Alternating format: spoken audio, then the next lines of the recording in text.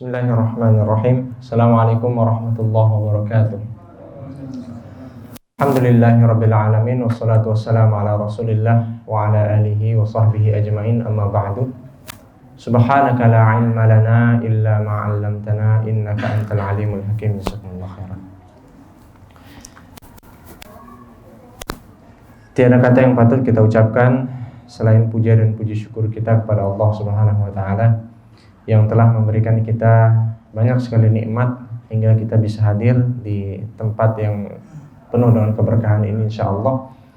Kemudian kita berkumpul untuk mendengarkan sabda Nabi sallallahu alaihi wasallam dan firman-firman Allah Subhanahu wa taala di dalam majelis ini.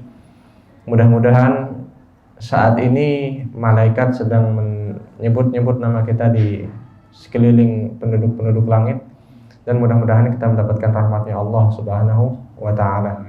Cukuplah dengan rahmat Allah Subhanahu wa ta'ala kita bergembira. Fabidzalika falyafrahu huwa khairun mimma yajma'un. Jamaah yang dirahmati Allah Subhanahu wa ta'ala, kemudian kita bersalawat kepada baginda Rasulullah sallallahu alaihi wasallam yang telah menuntun kita menuju jalan yang terang benderang, yaitu ad-dinul Islam.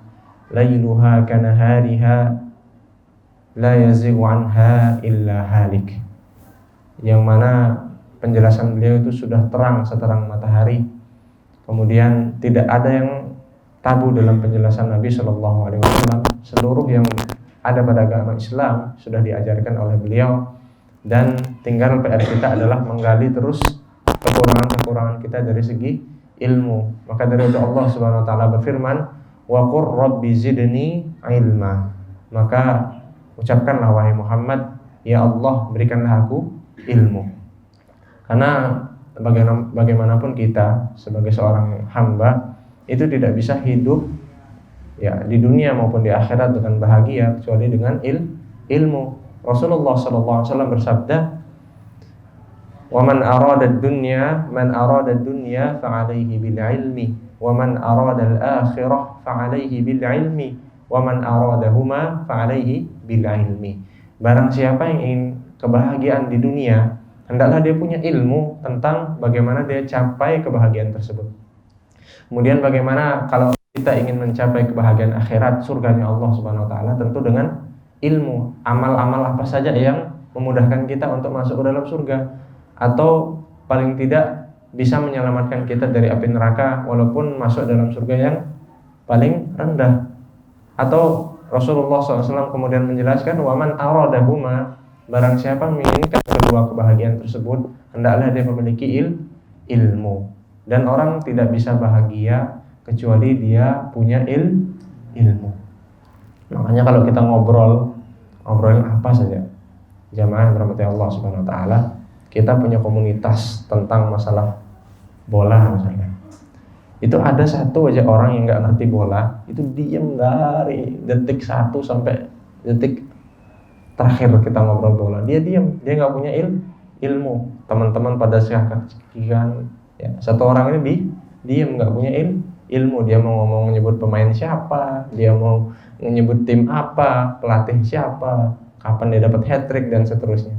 Begitu pula tentang masalah pertanyaan alam kubur. Gimana orang bisa menjawab dan kemudian bahagia setelah dia bisa menjawab kalau dia tidak pernah belajar tentang hal tersebut? Man rabbuka wa ma dinuka wa man nabiyuka. Semua itu bisa dijawab dengan cara kita belajar ilmu. Maka Rasulullah SAW bersabda, talabul ilmi fariidatun ala kulli muslim. Sudah tahu jemaah, belajar ilmu itu wajib bagi setiap muslim. Ya. Wallahu ta'ala alam bisawab. Jamaah yang dirahmati Allah Subhanahu wa ta'ala, pertemuan kali ini insyaallah kita akan melanjutkan hadis dalam bab kejujuran, yaitu hadis yang diriwayatkan oleh sahabat Abu Hurairah radhiyallahu ta'ala anhu. Sahabat Abu Hurairah sudah sering disebutkan dalam penjelasan sebelumnya bahwa sahabat Abu Hurairah adalah sahabat Nabi yang paling banyak meriwayatkan hadis. Ya. Ada yang tahu jumlah hadis yang beliau riwayatkan? Kalau tahu dapat hadiah. Ya, nggak boleh browsing. Jangan browsing.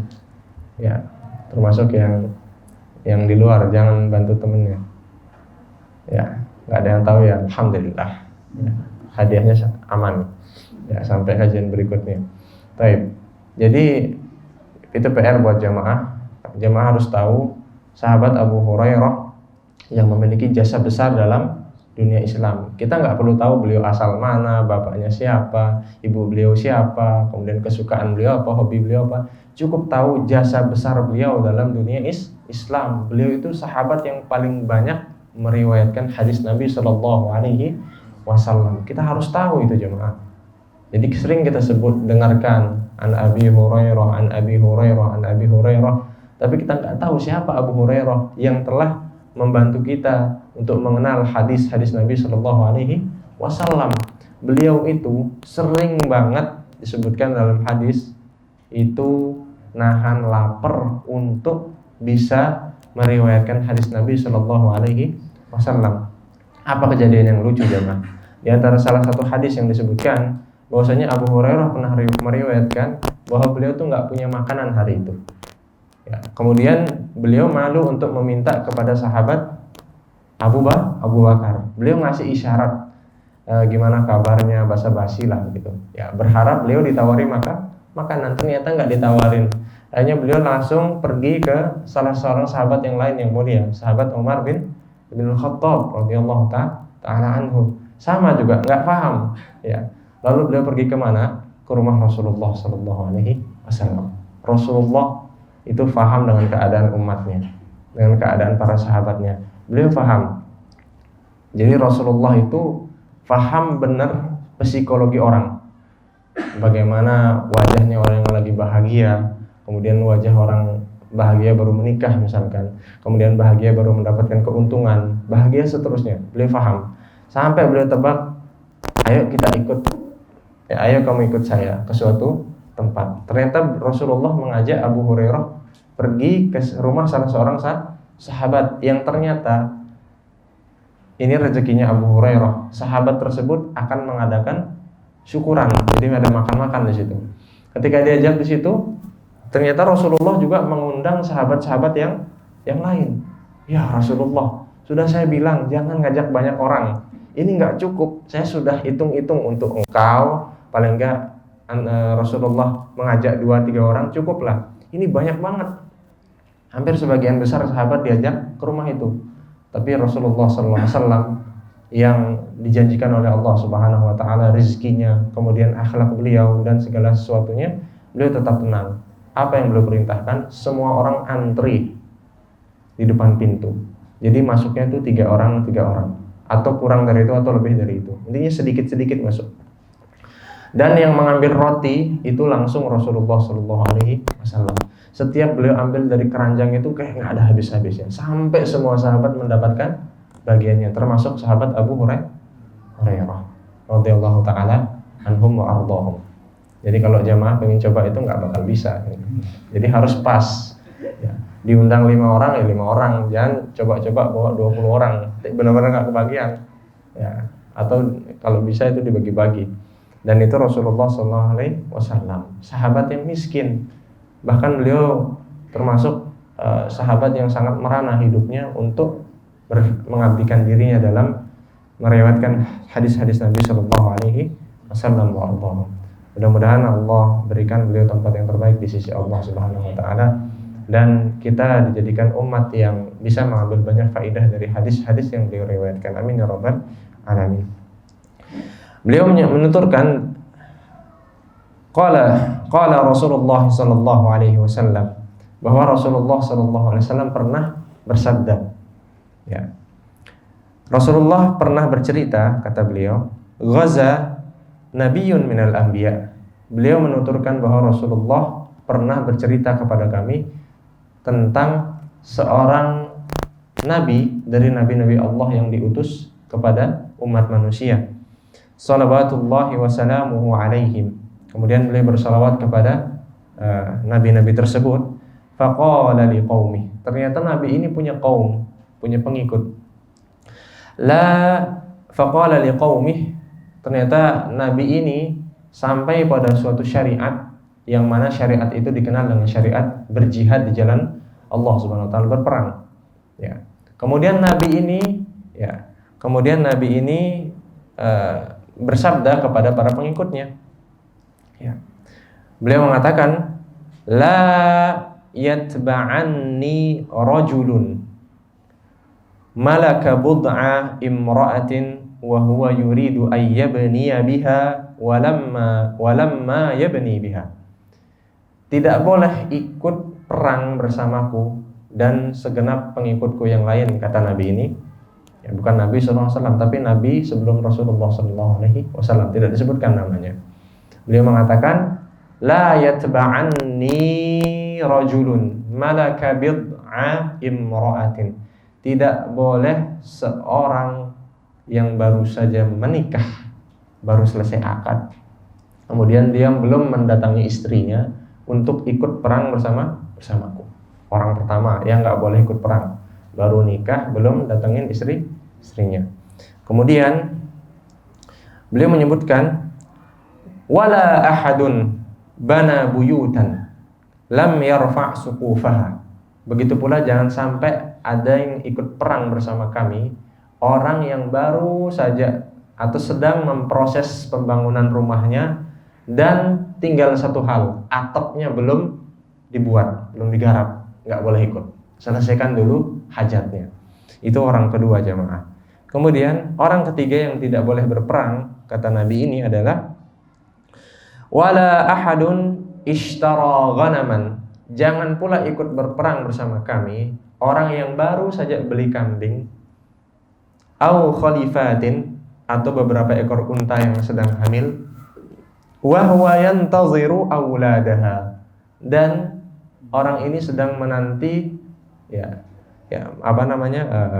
kelahiran dari anak-anaknya. Faghaza fadana. Kemudian Nabi ini berperang tanpa mengikut sertakan tiga orang tersebut yang disebutkan. Pertama, orang yang baru nikah, belum mendatangi istrinya, belum menyelesaikan atapnya. Kemudian dia beli kambing atau beberapa ekor unta yang sedang bunting, ya, sedangkan dia sedang menunggu kelahiran bayi-bayi tersebut. Ya, itu nggak boleh perang. Oke, sudah clear urusannya. Akhirnya beliau berangkat bersama orang-orang yang selain tiga golongan tersebut. Faghaza fadana minal qaryah. Kemudian beliau mendekati spot perang. Setelah itu apa yang terjadi? Fadana minal qaryah salatal asri. Ketika beliau hendak melaksanakan perang, ya, itu hampir saja masuk waktu salat asar. Au qariban min dzalik, atau kisaran waktu tersebut sudah dekat kurang atau lebih dari waktu asar. Faqala lisyamsi. Kita tahu jamaah, waktu asar itu adalah waktu sholat yang paling pendek.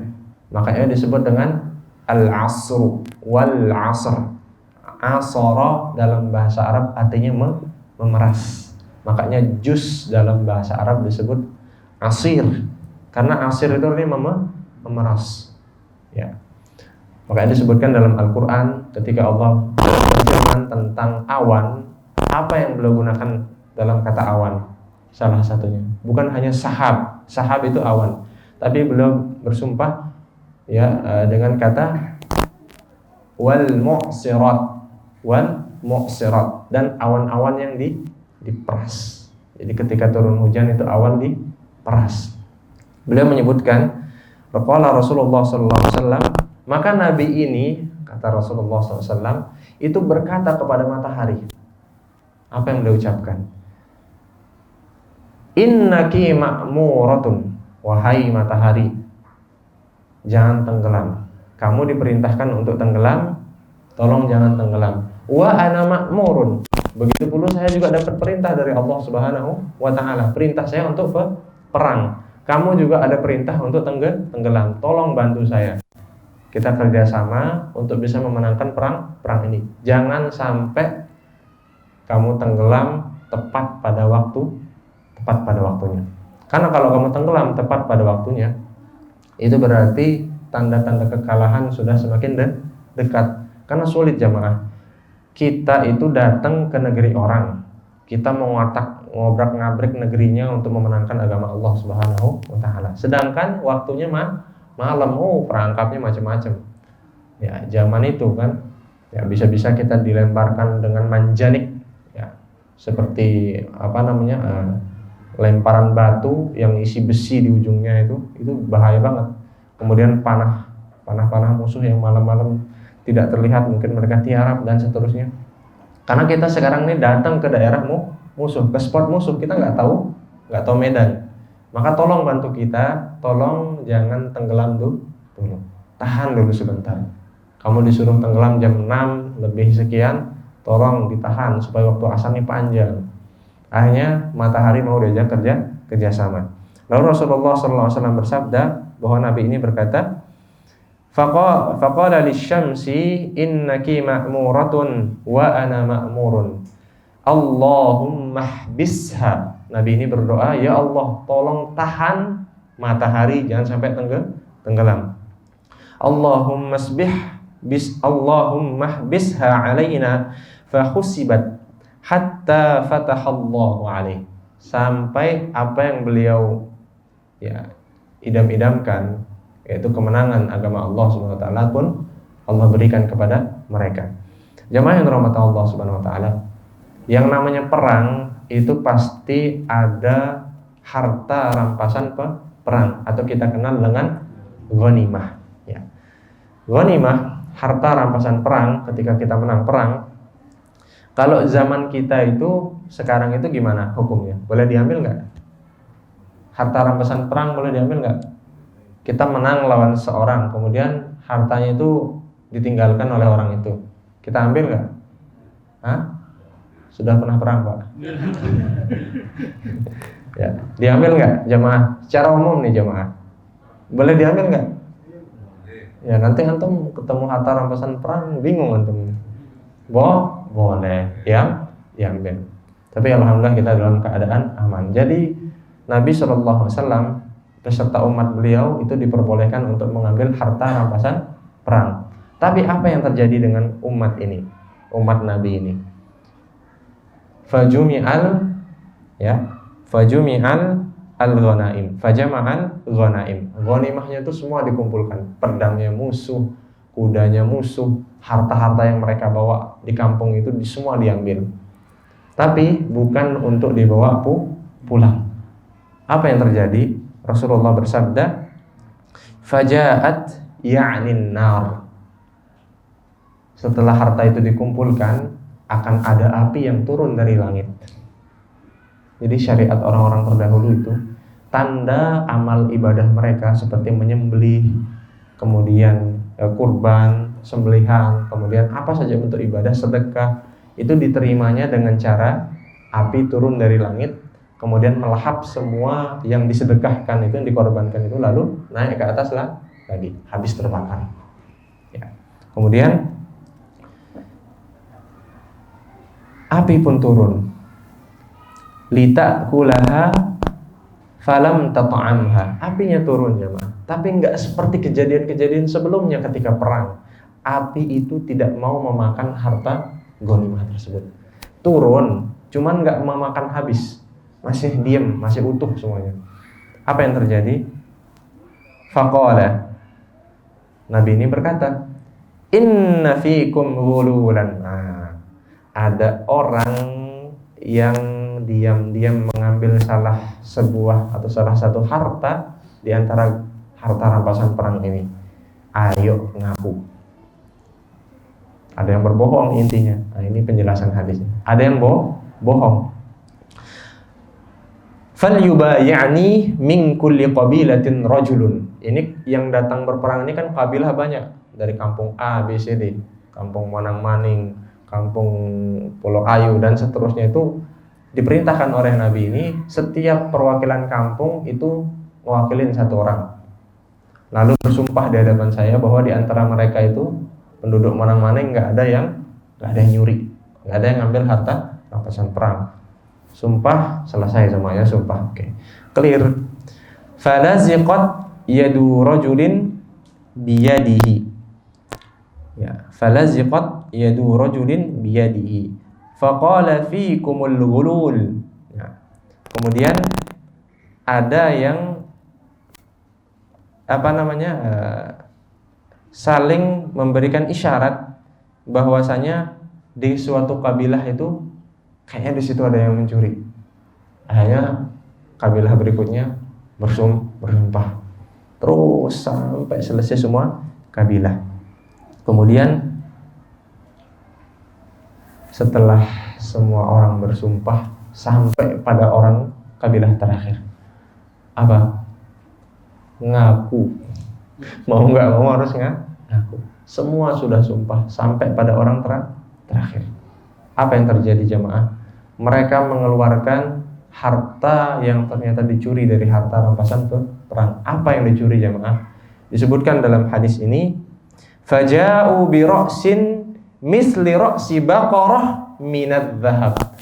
Yang dicuri adalah emas, bukan segenggam emas 1 gram 2 gram, sebesar kepala sapi.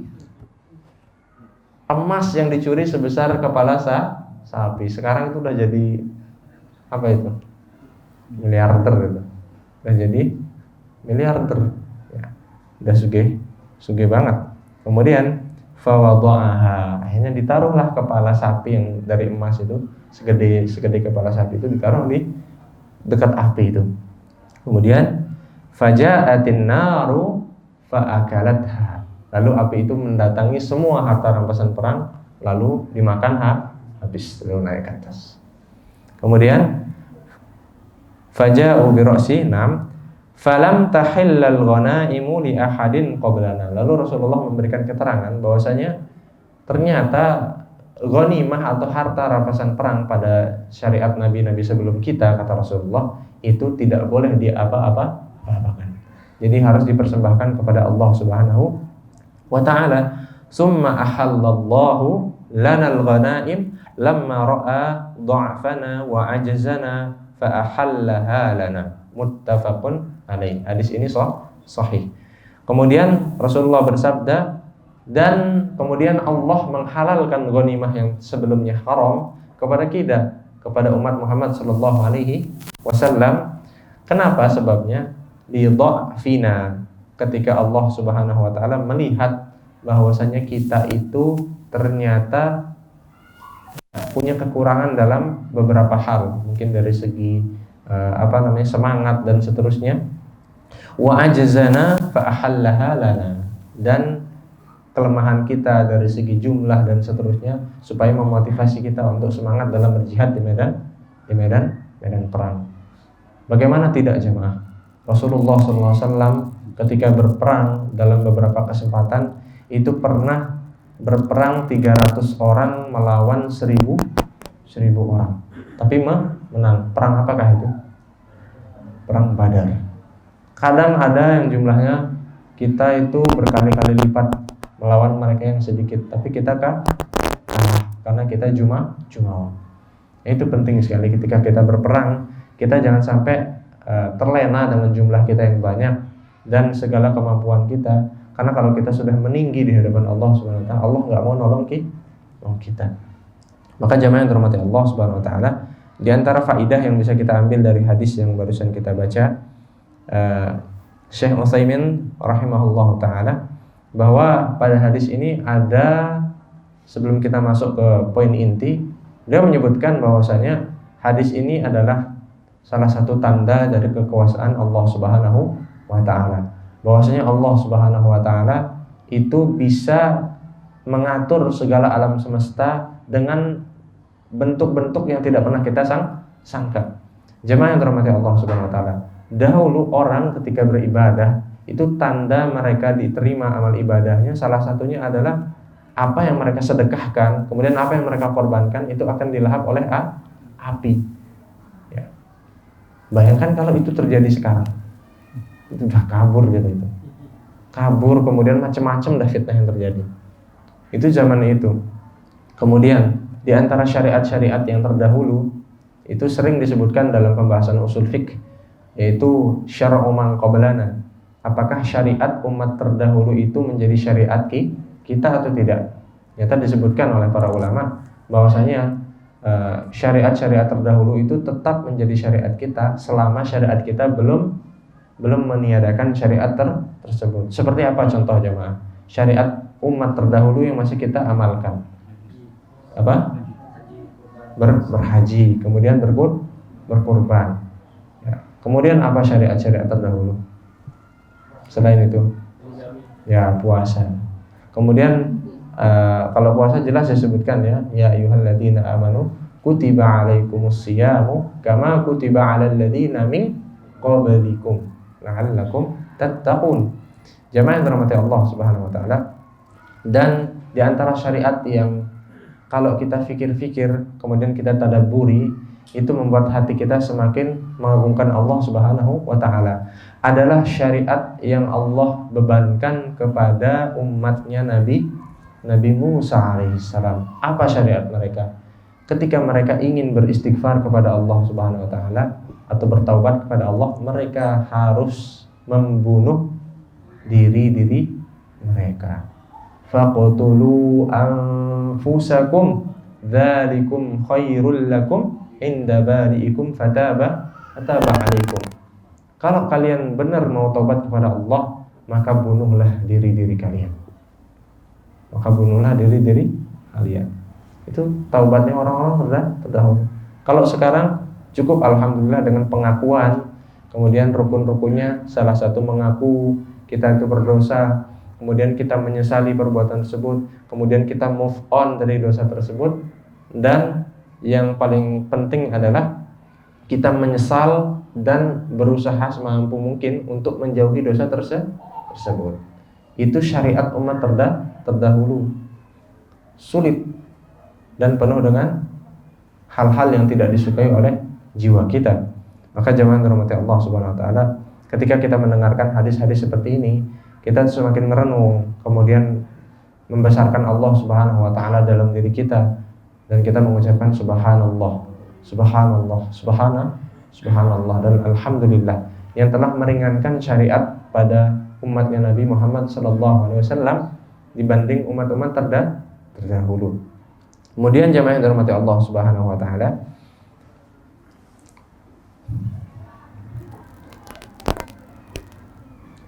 di antara bentuk penjelasan dari hadis yang barusan kita baca adalah kenapa Nabi tersebut tidak mengizinkan umat-umatnya yang punya 3 hajat tersebut untuk ikut perang, adalah agar hati setiap mujahidin itu fokus kepada jihad fisabilillah.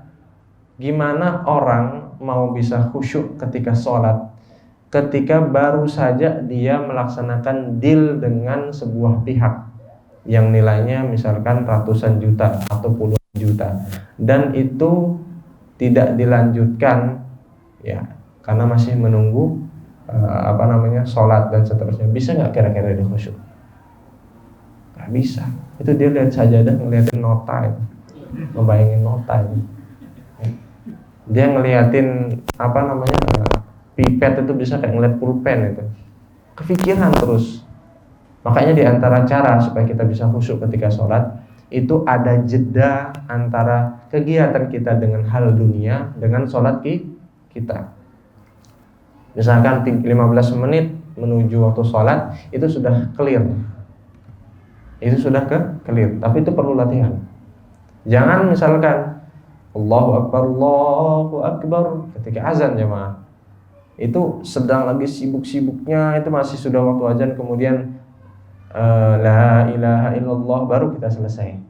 Itu pikiran kita masih connect berapa persen dengan kerjaan kita, lalu kita tinggalkan dunia tersebut untuk sholat.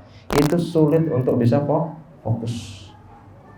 Illa man rahima rabbuh. Sulit. Nah, begitu pula orang yang sedang berjihad, baru saja akad, belum mendatangi istrinya buyar, fokus. Itu musuh bisa dilihat istrinya itu. Ya. Musuh bisa dilihat istrinya.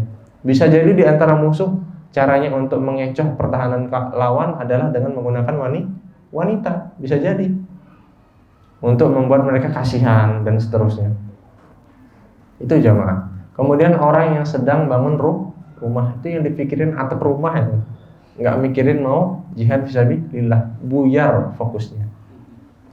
Makanya diantara hikmah dalam hadis Nabi SAW adalah tidak diperkenankan atau dimakruhkan orang yang sedang berhadapan dengan makanan yang siap untuk dilahap itu meninggalkan makanan tersebut kemudian sholat. Rasulullah bersabda, la sholata bihadratit ta'am.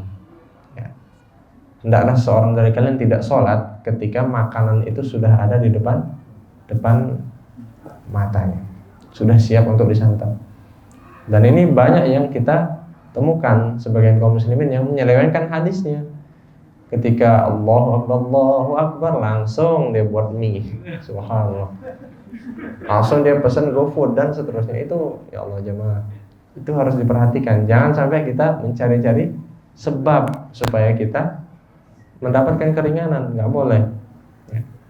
Ada ketika orang sudah ngetok-ngetok mikrofon langsung dia makan, ambil nasi dan seterusnya. Kecuali kondisinya misalkan lagi berbuka puasa, itu kan sudah posisi ya on the spot, sudah di posisi, sudah duduk, makanan sudah terhidang, kemudian dia tinggal makan. Maka kita harus mengkondisikan diri kita dengan sabda Nabi SAW, bukan sabda Nabi yang dikondisikan dengan diri kita jemaah. Kemudian di antara penjelasan yang dijelaskan oleh Syekh Ibnu Utsaimin rahimahullahu taala, ini juga menjelaskan tentang kisah matahari yang diperintahkan untuk diam oleh Nabi tersebut. Ini menjadi jawaban dan hujjah yang mematahkan anggapan mereka, persepsi mereka bahwa alam semesta itu terjadi secara alami, secara natural, dengan yang mereka sebut dengan Big Bang. Bahwasanya alam semesta itu terjadi karena ledakan besar, kemudian terjadilah galaksi A, B, C dan seterusnya. Itu mereka mengatakan bahwa la ilah, tidak ada Tuhan. Mereka tidak sambung dengan illallah. Apa yang menjadi jawaban dari agama kita? Bahwa Allah Subhanahu wa taala itu menetapkan sunnatullah, bahwasanya wasyamsu tajri bi mustaqarrin laha dzalika taqdirul aziz. Bahwa matahari itu akan terus berputar di garis edarnya bersama bulan. Kemudian mereka juga mengalami putaran tersendiri yang disebut dengan rotasi dan evolusi. Mereka berputar sendiri, kemudian muternya yang ngelilingin galaksi itu beda lagi. Dan itu semua mereka ucapkan dengan penuh percaya diri bahwa sunnatullah, atau bahasa mereka adalah kejadian alam ini tidak akan berubah selama-lamanya. Bantahannya ada pada hadis ini, bahwasanya Allah Subhanahu wa taala ketika mengizinkan sesuatu untuk keluar dari sunnatullah, maka itu bisa terjadi. Di antara bentuk sunnatullah adalah matahari akan terbit dari barat. Itu buyar orang tuh hukum-hukum fisika yang mengatakan ini dan itu, semua akan berubah. Orang-orang yang belajar tentang geografi akan tercengang melihat keadaan itu. Wa takunul jibalu kal'ihnil manfush. Ya, bahwa gunung-gunung akan bertebaran bagaikan kapas. Gimana bisa jemaah? Bagaikan kapas. Kita mau ngangkat argo sama gerobak yang tidak kuat, ini kayak kapas. Berarti ada kekuatan besar di balik itu yang bisa menjadikan gunung seperti kapas. Dan manusia bertebaran bagaikan anai, bagaikan laron. Itu bertebaran saat itu. Dan saat itu hukum segala sesuatu itu akan keluar dari sunnatullah yang sering dilihat oleh manusia.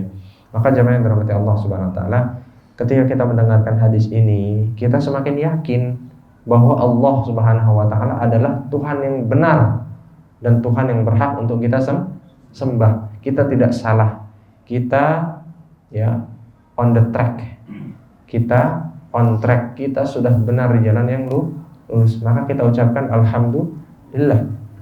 Ketika orang sudah memahami itu, maka ketika dia sholat, ketika dia membaca alhamdulillahirabbil alamin, dia semakin mantap.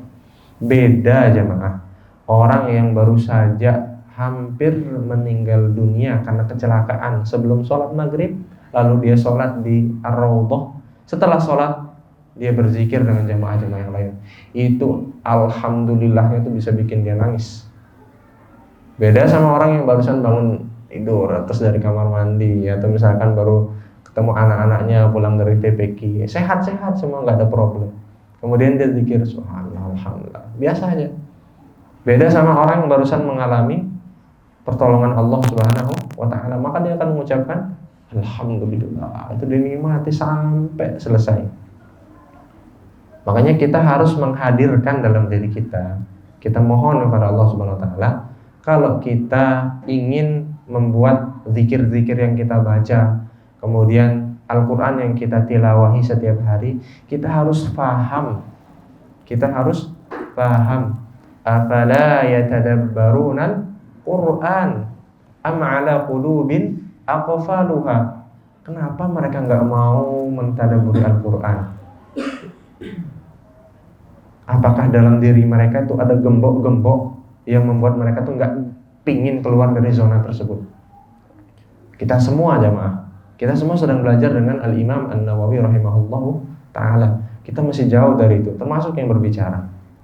Kita semua punya PR besar, bukan hanya sekedar teori, tapi jangan sampai lupa kita mengamalkan itu dalam keadaan kita rame-rame ataupun ketika kita sendiri. Itu yang berat. Jamaah yang dirahmati Allah Subhanahu wa ta'ala, ini menunjukkan bahwasanya kita ini on track, kita berada di jalan yang benar.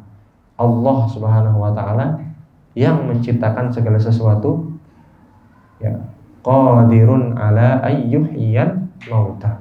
Allah bisa menghidupkan orang-orang yang sudah wafat atas izin Allah. Kemudian di antara bentuk penjelasan yang dijelaskan oleh Syekh Utsaimin rahimahullahu ta'ala, bahwasanya orang yang berbohong itu ketika dalam sholat berjamaah, ketika ibadah yang rame-rame, kemudian ibadah-ibadah yang kita dituntut untuk menciarkan agama Allah Subhanahu wa ta'ala, itu bisa menjadi penghalang untuk diterimanya suatu amal perbuatan. Hati-hati, ternyata bohongnya satu orang ketika berjamaah itu bisa membuat amal jamaah yang dilakukan itu tidak diterima oleh Allah Subhanahu wa ta'ala. Itu ada berapa kabilah jamaah?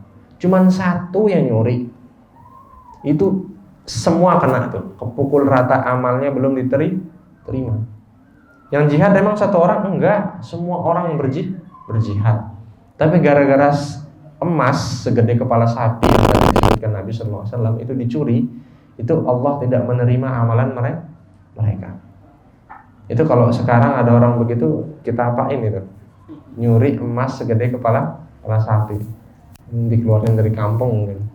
Tapi tidak, Nabi itu penuh dengan rahmat. Cukup keluarkan itu. Ya, saya tahu kalian ingin mengambil harta tersebut, ingin membawanya pulang karena sudah capek-capek perang. Lalu ternyata tidak dibolehkan oleh Allah Subhanahu wa ta'ala. Akhirnya apa? Akhirnya dia melawan kejujuran dalam dirinya, ya, akhirnya beliau memilih untuk berbohong, tidak jujur kepada Allah Subhanahu wa ta'ala dengan cara mencuri harta perang. Ya. Wa ma kana linabiyyin ayyaghul wa may yaghlul ya'ti bima ghalla yaumal qiyamah. Tidak siogianya seorang nabi dari nabi-nabi Allah Subhanahu wa ta'ala itu mencuri harta rampasan perang selain yang sudah dibagikan oleh Allah Subhanahu wa ta'ala. Kenapa balasannya? Wa may yaghlul ya'ti bima ghalla yaumal qiyamah. Orang yang mencuri harta rampasan ketika perang itu akan membawa harta tersebut dan akan diumumkan oleh Allah Subhanahu wa ta'ala bahwa dia adalah seorang pengkhianat. Seluruh makhluk akan tahu. Makanya ini jadi peringatan keras bagi kita semua. Ketika kita diberikan amanah oleh suatu pihak, kemudian pihak tersebut mempercayai amanah tersebut kepada kita, jangan sampai sekali-kali kita berkeinginan untuk mengkhianati amanah tersebut. Atau kalau kita khilaf, jangan sampai kejadian deh. Ada pikiran tersebut, kita minta tolong pada Allah Subhanahu wa taala. Mudah-mudahan kita dijauhkan. Karena bahaya banget jemaah. Wa may yaghlul ya'ti bima ghalla yaumal qiyamah. Dia akan dihinakan oleh Allah Subhanahu wa taala pada hari kiamat. Wal iyadu billah. Kemudian di antara penjelasan yang disebutkan oleh Syekh Ibnu Utsaimin rahimahullah taala, bahwasanya kita sudah bahas tadi bahwa jihad tersebut ternyata disyariatkan untuk umat-umat sebelum kita. Jadi syariat yang kita laksanakan sekarang dari jihad, ya nanti misalkan kalau kondisi tidak aman dan seterusnya, kita nunggu aba-aba dari pemerintah yang punya kewenangan untuk melaksanakan hal tersebut. Seperti kata Kementerian Pertahanan Negara kemarin, bahwa akan ada merekrut orang-orang yang siap menjadi partisipan untuk berperang, ya dari kalangan pelajar, kemudian pekerja, dokter dan seterusnya, yang mereka tuh bukan orang-orang. Nah itu kalau sudah ada aba-aba seperti itu, maka mau tidak mau kita harus terjun. Tapi mudah-mudahan keadaan selalu aman. Allah Subhanahu wa taala berfirman, "Wa ka'ayyim min nabiyyin qatala ma'ahu ribbiyuna katsir fama wahanu lima asabahum fi sabilillahi wa ma dha'fu wa mastakanu." Betapa banyak nabi pada umat-umat terdahulu yang berperang dan bersama mereka ada orang-orang yang taat kepada Allah Subhanahu wa taala dan jumlah mereka katsir. Fama wahanu lima asabahum, mereka tidak pernah gentar dengan apa yang akan mereka hadapi ketika berperang. Kemudian fi sabilillahi wa ma dha'fu, mereka tidak pernah pesimis, lemah jiwa mereka atau pantang semangat. Wa mastakanu, mereka tidak pernah berputus asa. Dan Allah Subhanahu wa taala mencintai orang-orang yang sabar dan orang-orang yang bertekad dalam perangnya, dalam usahanya untuk beramal soleh, untuk hijrah, untuk menjadi lebih baik daripada daripada hari-hari sebelumnya. Maka mudah-mudahan jika mereka jujur, kita sudah bahas kemarin, orang yang minta syahid pada Allah Subhanahu wa taala, lalu dia bersungguh-sungguh dalam doanya, dan dia meninggal di atas kasur, kalau dia jujur maka Allah akan berikan dia pahala syahid. Maka mudah-mudahan Allah terima niat kita yang jujur ketika majelis ini ingin lebih baik daripada hari-hari sebelumnya dan ingin menghapuskan doa-doa kita. Mudah-mudahan Allah ijabah dan mudah-mudahan Allah ampuni segala kekurangan kita dalam penjelasan kali ini. Moga-moga Allah berikan kita ilmu yang bermanfaat, amal yang soleh, dan diberikan ganjaran yang terbaik di sisi Allah Subhanahu wa taala. Kita tutup majelis kita dengan doa kafaratul majelis. Subhanakallah asyhadu an la ilaha illa anta astaghfiruka wa atubu ilaik. Assalamualaikum warahmatullahi wabarakatuh.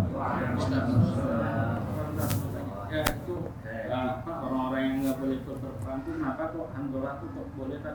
Dia kan pengantin baru lah.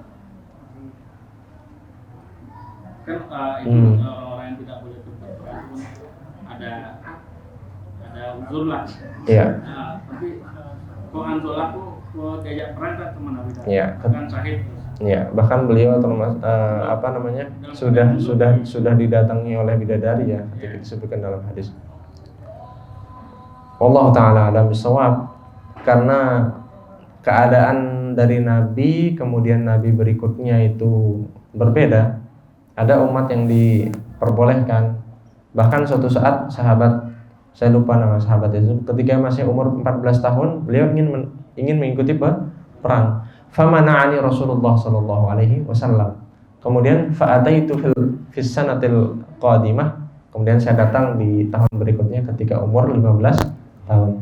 Fa'adzina li Rasulullah sallallahu alaihi wasallam. Allah taala alam shawab apa yang menjadi sebab, tapi yang sudah kita lihat kemarin itu yang barusan kita jelaskan, di antara penjelasan Syekh Utsaimin adalah bahwa orang yang ketika berperang kemudian dia punya hajat yang belum kelar, itu bisa menyebabkan dia itu merusak sinergi antara mujahidin.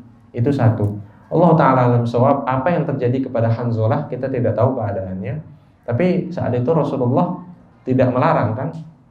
Mungkin Rasulullah SAW itu, Allah Ta'ala alam shawab, Anda tidak tahu keadaan saat itu. Rasulullah mungkin melihat semangatnya yang memang menggebu-gebu, dia tidak terlalu terpikirkan dengan wanita yang baru dinikahi, kemudian dia belum mendatanginya atau bersama dengan istrinya, Allah Ta'ala misal. Tapi keadaan saat itu adalah Hanzalah itu benar-benar jor-joran ketika jihad. Dari semangatnya membara, dan kemenangan kaum muslimin ya terbantu dengan kehadirannya, Allah Ta'ala misal. Bisa jadi seorang itu juga keadaannya berbeda ketika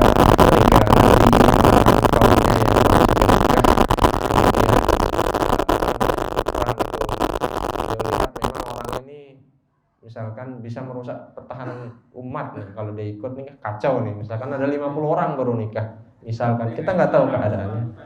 Ya Allah Ta'ala misal. Ya sahih. Allah Ta'ala misal. Kita nggak tahu keadaannya. Mungkin ada penjelasan tapi anak belum tahu itu. Allah Ta'ala misal. Ada pertanyaan lain?